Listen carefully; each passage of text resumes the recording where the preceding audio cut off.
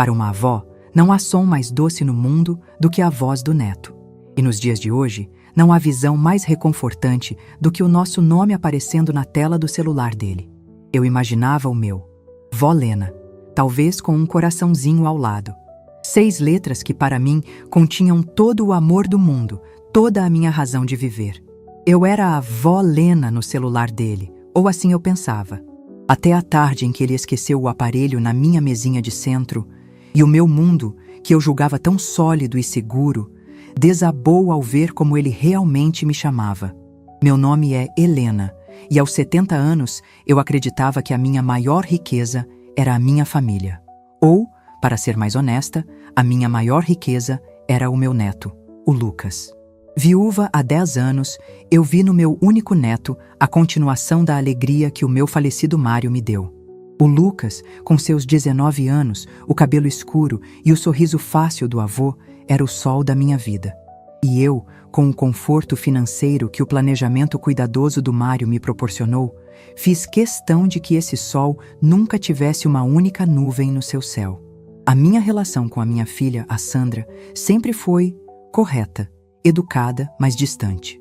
Desde a morte do Mário, ela e o marido, o Rogério, pareciam mais preocupados com a gestão do patrimônio da família do que com o meu bem-estar. As visitas deles eram curtas e as conversas, invariavelmente, esbarravam em dinheiro. Mãe, a senhora sabe como as coisas estão difíceis. O IPVA do carro veio um absurdo, Sandra dizia. Eu, que não gostava dessa abordagem, desviava o assunto e focava todo o meu apoio, financeiro e emocional, no Lucas. E o meu neto... o Lucas era diferente. Ele era o meu companheiro. Vinha me visitar quase todos os dias depois da faculdade. Minha casa era o seu refúgio.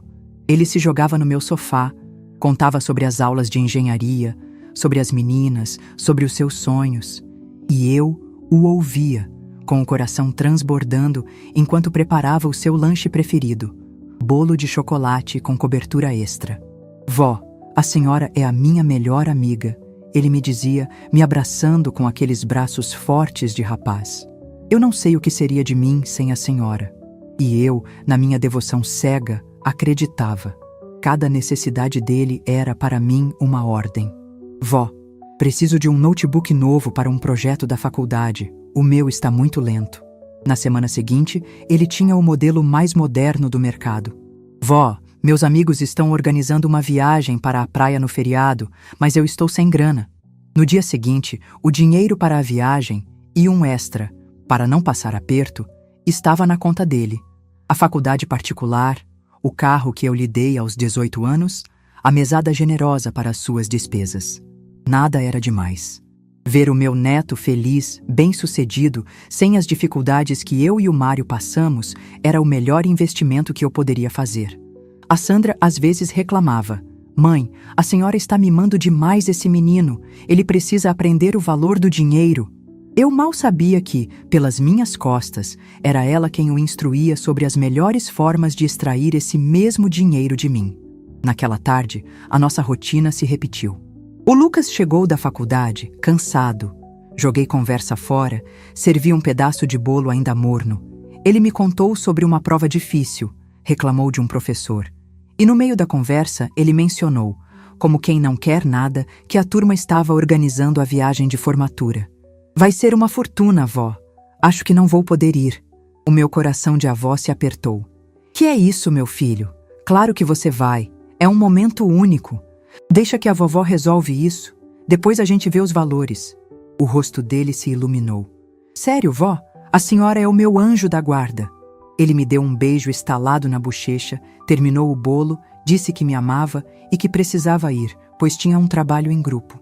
Eu fiquei na sala, sentindo aquele calorzinho bom no peito, a alegria de ser útil, de ser amada. Foi só 1 hora depois, quando me levantei para regar as samambaias, que o vi. O celular dele, esquecido ali, na mesinha de centro, ao lado do prato de bolo vazio. Peguei o aparelho, pensando em ligar para a Sandra e avisar. Mas, no exato momento em que o segurei, o celular vibrou e a tela se acendeu. Era uma chamada. Minha primeira intenção foi atender, dizer que o Lucas tinha esquecido o aparelho ali. Mas meus olhos congelaram na tela. A foto que apareceu, ocupando o círculo do identificador de chamadas, era a minha. Uma foto que ele mesmo tinha tirado na semana anterior, na minha varanda. Eu estava sorrindo, com o meu gato, o Mimo, no colo. Uma foto cheia de afeto, de um momento nosso. Senti um sorriso bobo brotar nos meus lábios. Mas então, meu olhar subiu para o nome do contato que estava me ligando. O nome que acompanhava a minha foto. Não era vó Lena, não era vovó, não era vó. Eram duas palavras. Duas palavras frias, impessoais, que transformaram o meu mundo ensolarado numa paisagem polar. O nome do contato era A Fonte. Fiquei parada no meio da minha sala, o celular vibrando na minha mão. A Fonte. Era isso que eu era. Não a avó, não a confidente, não a melhor amiga. Eu era um recurso, uma fonte de renda, um caixa eletrônico com cheiro de bolo de chocolate. Cada "eu te amo, vó", cada abraço, cada confidência. Tudo, de repente, pareceu uma performance, uma atuação cuidadosa para manter a fonte jorrando. A dor que senti foi de uma natureza que eu não conhecia. Era a dor da desumanização. Eu não era uma pessoa para o meu neto. Eu era uma coisa, um meio para um fim. O telefone parou de tocar. A tela se apagou. Mas aquelas duas palavras continuaram a queimar na minha retina. A Fonte. Sentei-me no sofá, o corpo trêmulo, e comecei a lembrar. Lembrei das conversas com a Sandra, da sua insistência em saber dos meus investimentos. Lembrei do Lucas, sempre tão carinhoso, mas cujas visitas quase sempre terminavam com um novo problema que só o meu dinheiro podia resolver. Lembrei de como eles agiam em equipe. A Sandra criando a necessidade, o Lucas fazendo o pedido com o seu sorriso encantador. Eles não me viam como uma família. Eles me viam como um banco. E um banco não tem sentimento, não tem coração. Um banco só tem um propósito: prover. O telefone tocou de novo, o mesmo contato, a minha foto sorridente e acima dela a minha sentença: A Fonte. A vibração do aparelho na minha mão era como um choque elétrico, me acordando de um sono de 10 anos.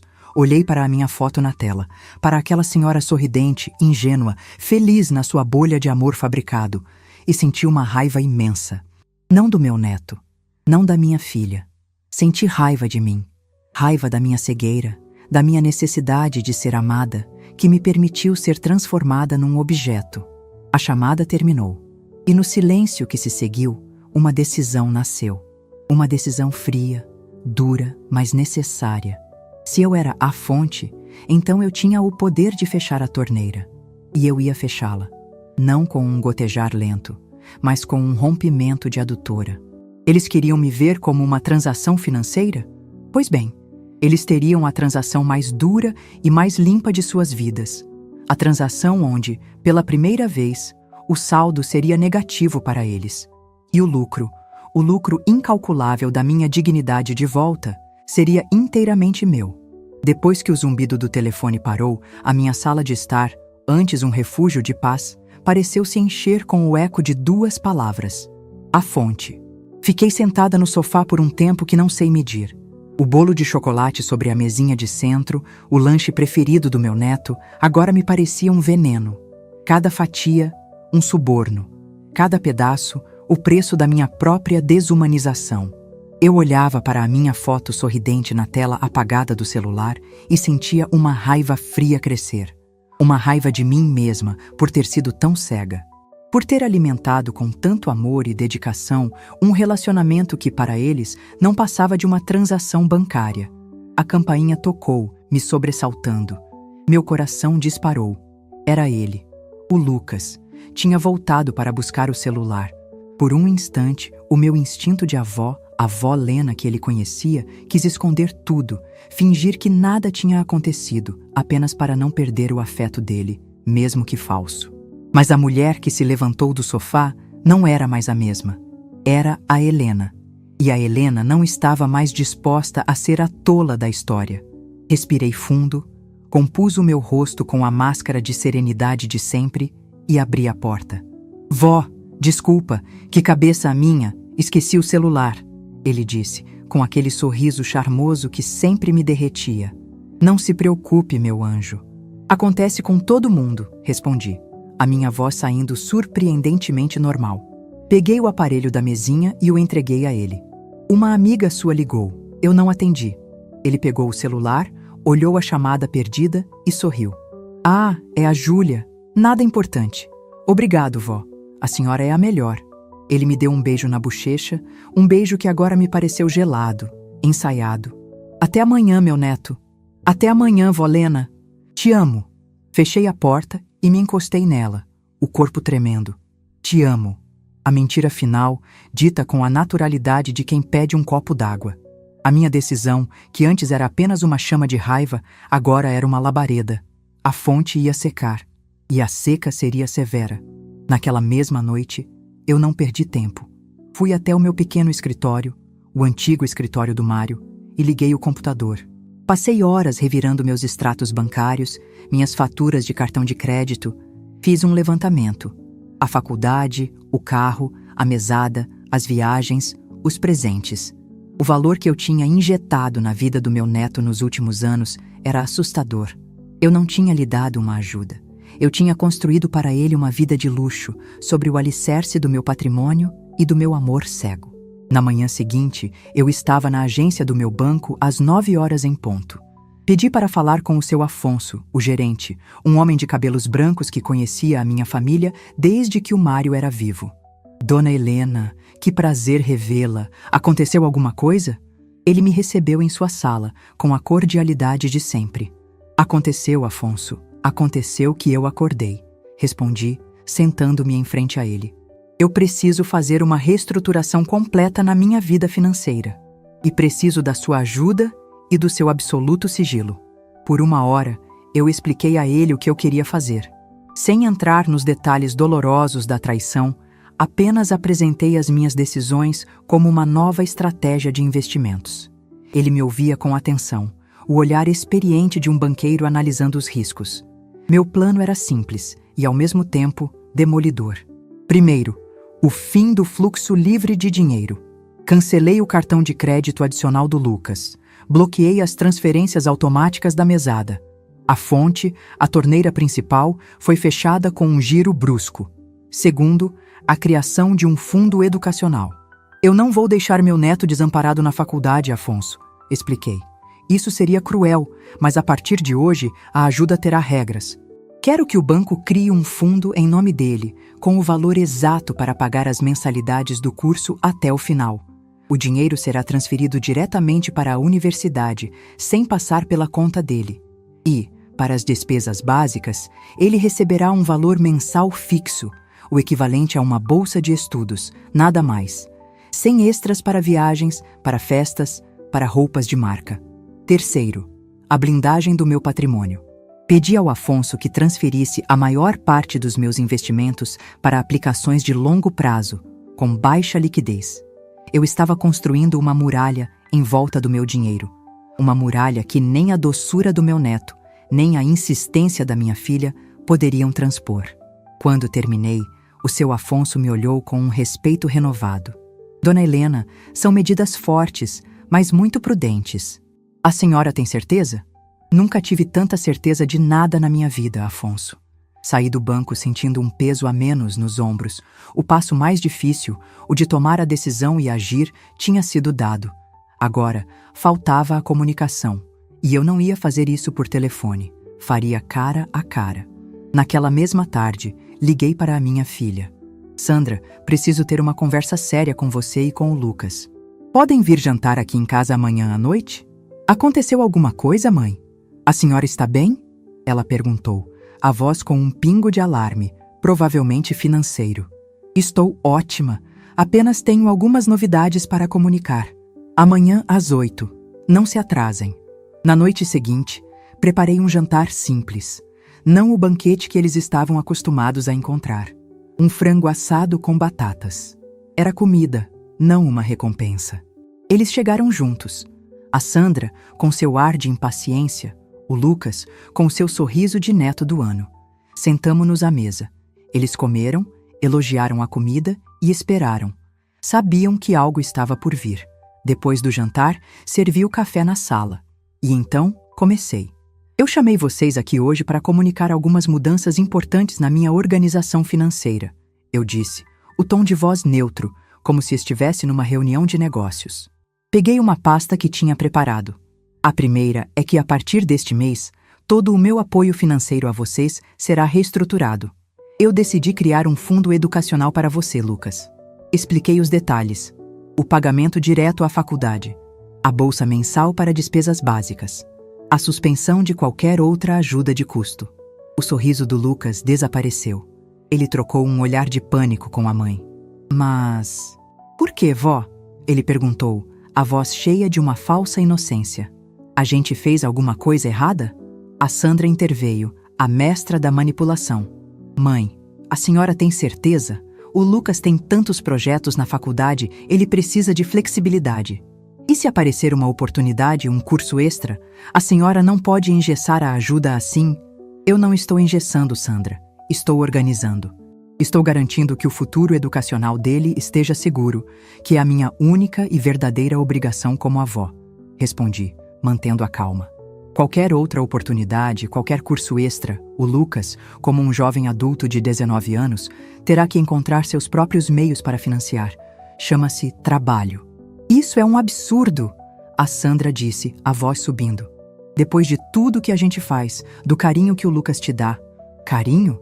Repeti a palavra lentamente. E então eu peguei o meu celular. Abri a galeria de fotos e coloquei sobre a mesa a foto que o Lucas tirou de mim na varanda. A foto sorridente que apareceu na tela do celular dele. Eles olharam a foto sem entender. É uma bela foto, não é? Cheia de afeto. Eu também achava. Até ver esta mesma foto na tela do seu celular, Lucas, quando ele tocou aqui em casa. Mas o nome que aparecia em cima dela não era Vó Lena.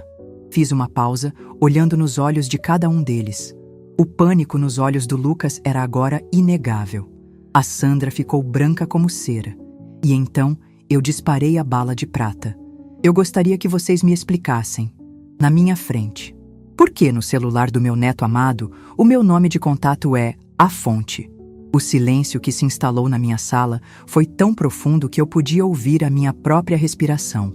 A máscara da família feliz, do neto dedicado, da filha preocupada, tudo se desfez em pó naquele instante. Eles estavam nus na sua própria ganância, expostos pela sua própria displicência. Não havia desculpa, não havia explicação. Havia apenas a verdade, feia e crua, sobre a mesa, entre nós. Eu não esperei por uma resposta que eu sabia que eles não tinham. Levantei-me. A reunião está encerrada. As novas regras, como eu disse, já estão em vigor. O seu Afonso do banco tem todas as instruções. Agradeço a visita. A porta da rua é serventia da casa. Eles se levantaram cambaleantes.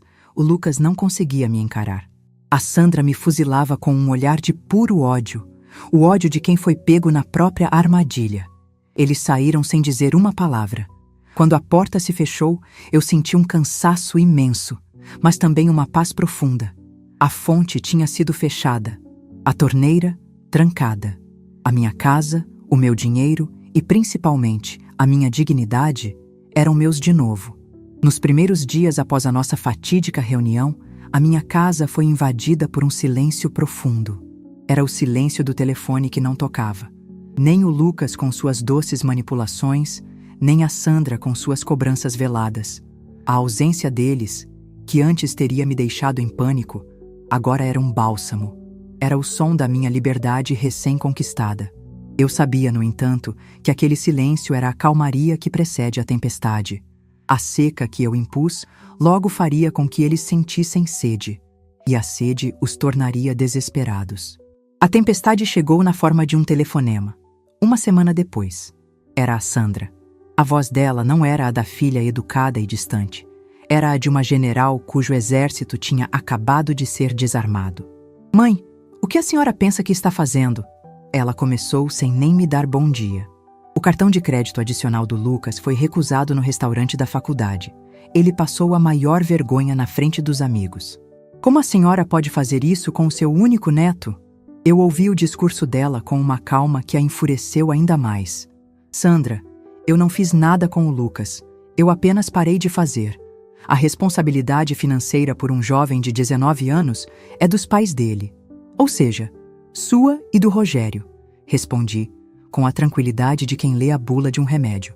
A senhora está sendo cruel, vingativa, só por causa de uma brincadeira idiota no celular. Onde já se viu controlar a vida do rapaz dessa forma? O que os nossos parentes vão pensar? Eu não estou controlando a vida dele. Pelo contrário, estou devolvendo o controle a quem de direito. E, honestamente, a opinião dos parentes deixou de ser uma das minhas preocupações, eu disse. A minha decisão está tomada e não é negociável. O Lucas tem a sua educação e o seu sustento básico garantidos por mim, como um presente. O luxo, os restaurantes, as viagens, tudo isso, a partir de agora, é com vocês. Tenho certeza de que, com o seu salário e o do Rogério, vocês darão conta. A conversa está encerrada, Sandra. E pela primeira vez na minha vida, eu desliguei o telefone na cara da minha filha. O gesto tão pequeno foi imensamente libertador. Com o drama familiar colocado em modo de espera, eu me vi com algo que não tinha há décadas: tempo. Tempo e recursos que não estavam destinados a ninguém além de mim. Olhei ao redor da minha casa. Cada canto tinha sido pensado para o conforto do Lucas. A poltrona preferida dele, o videogame sempre conectado na televisão da sala, a despensa cheia dos biscoitos importados que ele gostava. Aquela casa não era o meu lar. Era o hotel 5 estrelas do meu neto, e eu comecei a minha própria reforma. A primeira coisa que fiz foi transformar o pequeno escritório, que o Lucas usava como canto de estudos quando estava aqui, em um espaço para mim. Fui até o quartinho dos fundos, e de dentro de um baú velho, eu resgatei um tesouro empoeirado. Minhas antigas telas, meus pincéis e minhas tintas a óleo. Eu amava pintar. Antes de me casar com o Mário, eu sonhava em ser artista. Mas a vida, o casamento, os filhos, a rotina, tudo isso foi soterrando a moça que misturava cores, até que só restou a Helena, a esposa, a mãe, a avó, a fonte. Montei um cavalete perto da janela, de onde eu podia ver as árvores do meu jardim. A princípio, eu me sentia enferrujada. Meus traços eram duros, minhas cores sem vida. Mas aos poucos, com a prática diária, a minha mão foi se lembrando da antiga alegria. Eu não pintava para vender, nem para agradar. Pintava por mim. Pintava a saudade, a dor e, finalmente, a esperança. Para me aprimorar, decidi fazer algo que me assustava. Me inscrevi numa aula de pintura num centro comunitário do bairro, um curso para a terceira idade. A ideia de entrar numa sala cheia de estranhos me apavorava, mas o desejo de aprender era maior, e foi a melhor decisão que tomei. Ali, eu não era a avó de ninguém, nem a mãe de ninguém. Eu era apenas a Helena, a aluna nova que não sabia misturar o tom de azul do céu. E ali, eu conheci a Dora. A Dora era o meu oposto. Uma professora de geografia aposentada, de 75 anos, com o cabelo tingido de um vermelho vibrante e uma risada que preenchia a sala. Ela não tinha filtros. Dizia o que pensava sem rodeios. E ela se tornou a minha primeira amiga de verdade em muitos anos. Filhos, ela me disse um dia, enquanto limpávamos os pincéis. São como as plantas, querida. A gente aduba, a gente rega, a gente cuida. Mas se a gente rega demais, a raiz apodrece e a planta não aprende a buscar a sua própria água. Às vezes, o melhor adubo é um pouco de seca. As palavras dela eram a sabedoria que eu precisava ouvir.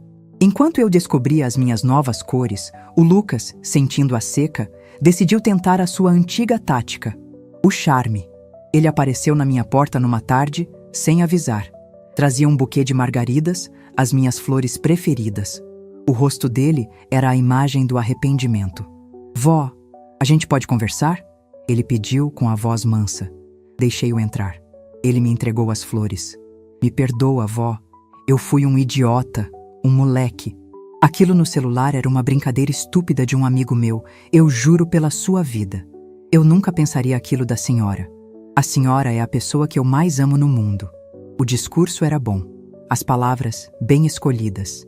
O olhar ensaiado.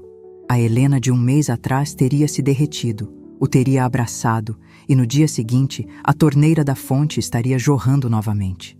Mas a Helena que estava ali, com as unhas ainda um pouco sujas de tinta a óleo, não era mais a mesma.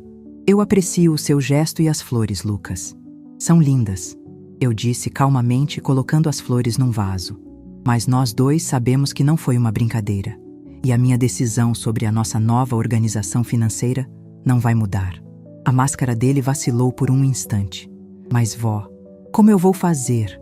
Eu tenho um projeto novo na faculdade, de robótica, preciso comprar umas peças caras. E os meninos estão combinando de ir para um congresso no Rio de Janeiro no mês que vem. Como eu vou pagar? Eu não sei, meu neto, respondi, com uma serenidade que o chocou. Mas eu sei que você é um rapaz muito inteligente e cheio de recursos. Tenho certeza de que você encontrará uma solução. Talvez um trabalho de meio período? Ou uma conversa honesta com os seus pais sobre as suas necessidades? Eles são responsáveis por você também. Virei-me e olhei para o relógio. Agora, se me dá licença, eu preciso me arrumar. Eu tenho a minha aula de pintura daqui a pouco e a Dora odeia atrasos. Mostrei a ele, pela primeira vez, que a minha vida não girava mais em torno da dele. Que eu tinha os meus próprios compromissos, as minhas próprias prioridades. Ele saiu da minha casa em silêncio, o buquê de margaridas esquecido sobre a mesa. A sua tática mais poderosa tinha falhado. Naquela noite, na minha aula de pintura, eu estava mais leve. Contei a história para a Dora, que gargalhou com a sua risada contagiante. É isso aí, Helena. Mostrou para o príncipezinho que a rainha-mãe também tem um reino para cuidar. O dela mesma, ela disse, me dando uma palmadinha nas costas que quase me derrubou do banquinho. Enquanto eu tentava, sem sucesso, pintar o pôr do sol, meu celular vibrou. Não era o Lucas, nem a Sandra. Era uma mensagem no grupo de WhatsApp da turma de pintura. A Dora tinha tirado uma foto minha, distraída, com o pincel na boca, o rosto concentrado na tela, e uma pequena mancha de tinta azul na ponta do meu nariz.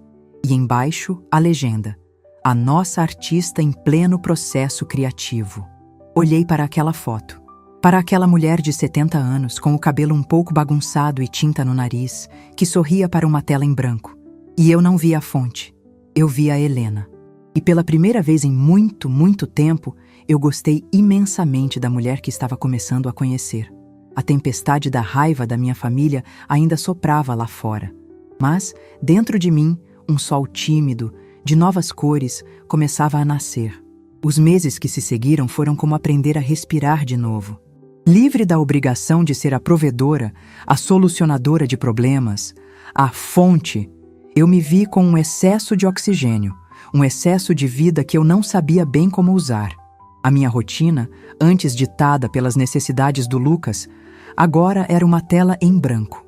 E pela primeira vez, os pincéis estavam na minha mão. Minha aula de pintura se tornou o meu lugar sagrado. 2 vezes por semana, eu e a Dora, minha amiga de risada fácil e conselhos diretos, nos encontrávamos naquele salão comunitário barulhento e feliz. Eu aprendi a misturar as cores, a entender a luz e a sombra.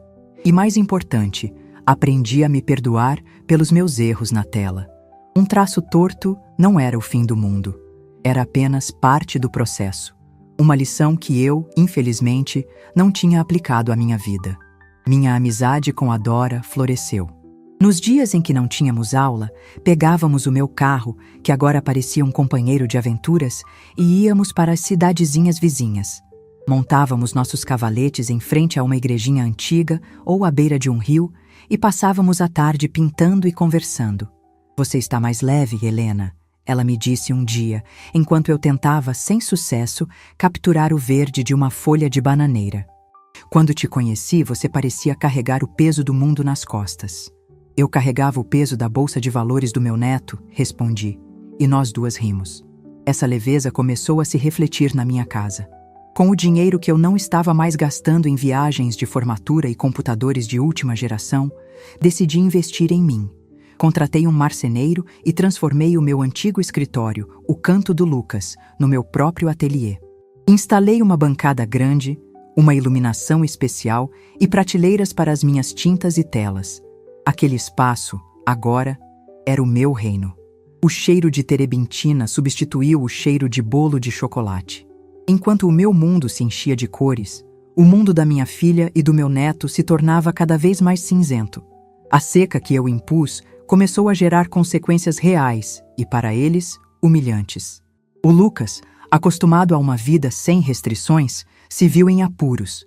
Sem o meu financiamento ilimitado, o seu status entre os amigos ricos começou a ruir. Ele não podia mais acompanhar as viagens, os jantares caros, as festas. Soube, através de uma prima distante, que ele teve que vender o carro que eu lhe dei para pagar dívidas que tinha feito no cartão de crédito, acreditando que a fonte nunca secaria. Ele agora ia para a faculdade de ônibus, uma realidade que para ele era o fundo do poço. A Sandra e o Rogério, por sua vez, se viram obrigados a assumir a responsabilidade financeira pelo filho que eles mesmos incentivaram a ser um parasita. A pressão no orçamento deles, que já era apertado pelo padrão de vida que insistiam em manter, gerou brigas constantes. A culpa, claro, era inteiramente minha. Eu era a mãe egoísta, a avó cruel que tinha surtado e abandonado a família. Eles tentaram uma nova e sórdida tática. Vendo que a raiva e o charme não funcionaram, partiram para a desqualificação. Começaram a espalhar, entre os parentes e amigos em comum, a semente da dúvida sobre a minha sanidade mental. A mamãe não anda bem, a Sandra dizia, com uma voz chorosa, para as minhas primas ao telefone. Depois que o papai morreu, ela se fechou muito. E agora, de repente, começou a gastar o dinheiro que o papai deixou de forma irresponsável, com aulas, com obras em casa. E essa amiga nova dela, a Dora, uma pessoa que ninguém conhece, tenho medo que ela esteja sendo influenciada, que esteja senil. O palco para o ataque final foi montado no aniversário de 80 anos da minha tia, a irmã mais velha da minha mãe. Uma grande festa, com toda a família presente. Eu sabia que seria uma emboscada, e por isso convidei a Dora para ir comigo. Eu precisava de uma aliada no campo inimigo. E a emboscada aconteceu. No meio da festa, a Sandra e o Lucas me cercaram, perto da mesa de doces. A expressão deles era de uma preocupação tão falsa que chegava a ser teatral. Mãe, a gente precisa conversar com a senhora. Estamos muito preocupados, Sandra começou, em voz alta o suficiente para que os parentes mais próximos pudessem ouvir. É verdade, vó, emendou o Lucas, o rosto uma máscara de tristeza. Essa sua nova rotina, essas aulas de pintura, esses gastos todos com o seu ateliê. A senhora sempre foi uma mulher tão contida com o dinheiro. A gente acha que a senhora deveria conversar com um médico, talvez fazer uma avaliação. É só para o nosso sossego, para garantir que está tudo bem com a sua saúde. O veneno estava na mesa. Eles estavam na frente de toda a família, sugerindo que eu estava louca, que precisava de uma avaliação psiquiátrica. Era a jogada final para tentar me interditar e colocar as mãos no meu dinheiro. Mas a Helena que estava ali não era mais a mulher assustada que se escondia atrás das panelas. Era a Helena que tinha aprendido a misturar as cores e a encarar uma tela em branco sem medo. Eu os encarei, um por um. E com uma calma que os deixou sem chão, eu respondi. Preocupados, Sandra? Com a minha saúde ou com a saúde da minha conta bancária, que deixou de ser uma extensão da sua? A minha pergunta, tão direta, fez um silêncio se instalar ao nosso redor. Vocês me salvaram no celular do seu filho como a fonte, continuei, a voz clara e firme. E quando a fonte secou de repente, a dona da fonte ficou doente, confusa, senil. Que coincidência conveniente. Deixem-me dizer uma coisa a vocês e a todos que estão ouvindo. Eu nunca estive tão sã em toda a minha vida. A minha doença era o silêncio. Era a minha mania de engolir a falta de respeito de vocês em nome de um falso amor. Mas eu me curei. E o meu tratamento tem sido aulas de pintura, viagens curtas e, principalmente, distância de pessoas que só me valorizam pelo que eu posso oferecer. Foi a Dora quem deu o golpe de misericórdia. Ela se aproximou, com o seu vestido vermelho e sua energia de furacão, e colocou o braço sobre o meu ombro. Francamente, Sandra, que papelão! Ela disse em alto e bom som. Eu passo 2 dias por semana com a sua mãe. E eu nunca vi uma mulher tão lúcida, tão cheia de vida e de talento. Ela está pintando quadros lindos, está fazendo novas amizades, está vivendo. Se isso é estar doente, então o mundo precisa urgentemente de uma epidemia de sanidade como a dela. O que vocês precisam não é de um médico para ela, mas de um pingo de vergonha na cara para vocês. A intervenção da Dora, uma estranha defendendo a minha honra com unhas e dentes, deixou a Sandra e o Lucas sem palavras. A tentativa deles de me pintar como louca tinha se virado contra eles. Agora, eles é que pareciam os gananciosos, os manipuladores. Eu e a Dora nos viramos e saímos daquela roda de constrangimento, deixando os dois para trás, no centro do vexame que eles mesmos criaram. Naquela noite, de volta ao meu ateliê, eu olhava para uma tela que tinha acabado de pintar. Era a imagem de um girassol, torto, imperfeito, mas com uma cor amarela tão vibrante que parecia ter luz própria. A Dora olhou para o quadro e disse: "Sabe, Helena, isso aqui está ficando bom de verdade. Isso tem valor." As palavras dela ecoaram em mim. Valor. Eu passei a vida inteira achando que o meu valor estava no quanto eu podia dar aos outros. Mas, ali, olhando para aquela tela pintada com as minhas próprias mãos, eu entendi. O meu valor não estava na fonte. Estava na tinta. Na minha capacidade de criar a minha própria beleza, de pintar a minha própria história. Na semana seguinte, o centro comunitário onde eu fazia aula abriu inscrições para uma pequena exposição de artistas locais. A Dora me incentivou a inscrever o meu girassol. Eu hesitei. Expor o meu trabalho, a minha alma, parecia um passo grande demais. Mas então, eu pensei na Helena de antes, a mulher que se escondia, e decidi que ela não morava mais em mim. Com as mãos tremendo um pouco, mas com o coração firme, eu preenchi a ficha de inscrição. Eu não sabia se o meu quadro seria aceito. Eu não sabia se alguém gostaria dele. Mas, pela primeira vez, isso não importava. O ato de me inscrever, de me colocar no mundo, de dizer: eu existo, eu crio, eu tenho valor, já era, em si, a maior das vitórias. A fonte estava se transformando finalmente numa artista. A notícia de que o meu quadro, o Girassol Torto, tinha sido aceito para a exposição de artistas locais, me trouxe uma mistura de pavor e euforia. Uma coisa era pintar no sossego do meu ateliê para os meus próprios olhos.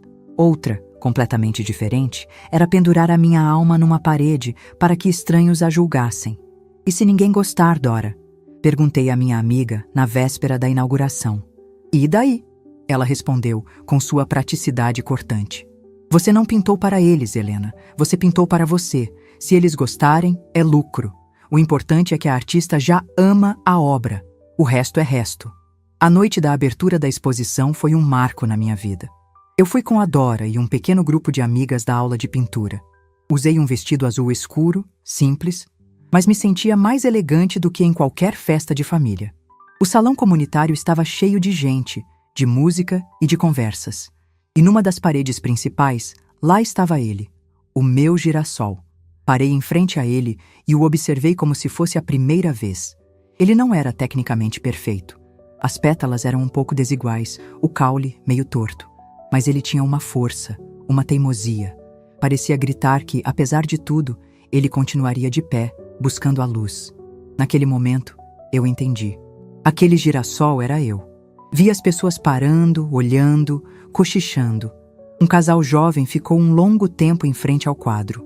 "Eu amei a força desse girassol", a moça disse ao rapaz. "Ele não é perfeito, mas parece que está lutando para ficar de pé. Me emociona." Ouvi aquilo e senti um calor no peito que nenhuma quantia de dinheiro jamais me deu. O reconhecimento. Não da avó, não da fonte, da artista. Mais tarde, vi que uma pequena etiqueta vermelha tinha sido colocada ao lado do meu quadro. Vendido. Meu coração deu um pulo. Eu tinha vendido o meu primeiro quadro. Perguntei à organizadora quem tinha comprado. Foi uma moça querida. Chegou cedo, olhou o quadro por muito tempo, pagou e pediu para permanecer anônima. Disse apenas que precisava daquele girassol em casa. A noite foi mágica. Mas a minha maior surpresa ainda estava por vir. No meio da multidão, eu o vi. O Lucas. Ele estava parado perto da porta, sozinho, olhando para o lugar vazio na parede onde o meu quadro esteve. Ele parecia diferente. Mais magro, o rosto mais sério. Não tinha mais o ar do menino despreocupado. Havia um peso de realidade nos seus ombros. Ele me viu e caminhou na minha direção, hesitante. "Vó", ele começou, a voz baixa. "O seu quadro é lindo. Obrigada, meu neto." Me perdoa, ele disse de repente, olhando nos meus olhos. E pela primeira vez, eu vi um arrependimento que não era ensaiado. Eu fui um idiota. Eu fui cego. Eu entendi tudo errado. A senhora não era a fonte. A senhora é a artista. Fiquei sem palavras. E então ele me contou. Foi a minha mãe quem comprou o quadro. Ela veio aqui antes de todo mundo chegar. Olhou para o girassol e chorou. Chorou por muito tempo. E antes de ir embora, ela me pediu para te entregar uma coisa e para te dizer outra. Ele me estendeu a mão. Nela estava a chave do carro que eu lhe dei, aquele que ele teve que vender. Ela disse para te devolver isso. Disse que não era um presente, era uma muleta. E que ela vai me ajudar a comprar o meu próprio carro com o nosso próprio trabalho. E o que mais ela pediu para dizer? Perguntei, o coração apertado. Ela pediu para eu te dizer que ela queria ter um pedaço da sua luz em casa, para se lembrar todos os dias da mãe que ela quase perdeu. Naquele momento, toda a raiva, toda a mágoa que eu sentia se dissolveu. No lugar, ficou apenas uma tristeza profunda pela jornada tão dura que eles precisaram percorrer para chegar àquela humildade. Eu não procurei por eles. Esperei. 2 semanas depois, a Sandra me ligou. Mãe, o girassol está na nossa sala. É a primeira coisa que eu vejo quando acordo. A gente pode conversar? Eu a convidei para vir à minha casa, sozinha. Ela veio no sábado. Sentamo-nos no meu ateliê, rodeadas pelas minhas telas. E ela, pela primeira vez, falou com o coração.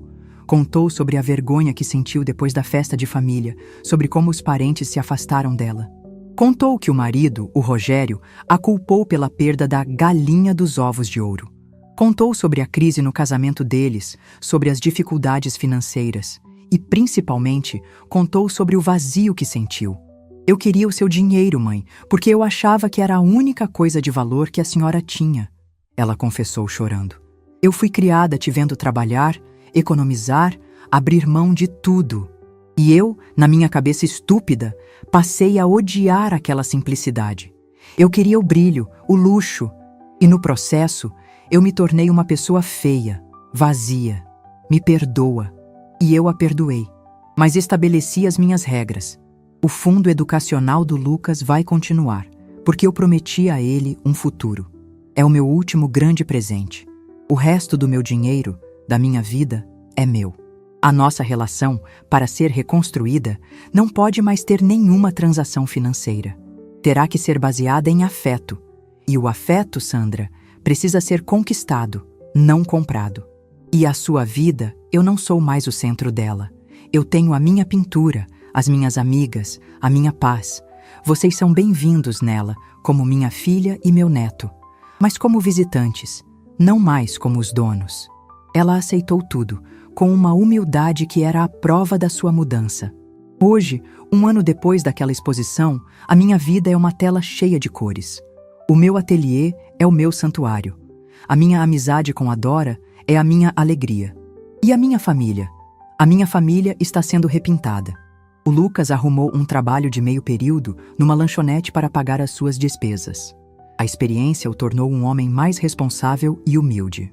A Sandra e o Rogério estão fazendo terapia de casal, aprendendo a viver dentro da sua própria realidade financeira. Eles vêm me visitar nos domingos, não mais por obrigação ou por interesse. Vêm para conversar, para tomar um café, trazem um bolo de padaria e a gente fala sobre a vida, sobre as minhas pinturas, sobre as dificuldades deles. A relação não é mais a de uma fonte e seus dependentes. É uma relação de adultos. Frágil, cheia de cicatrizes, mas verdadeira.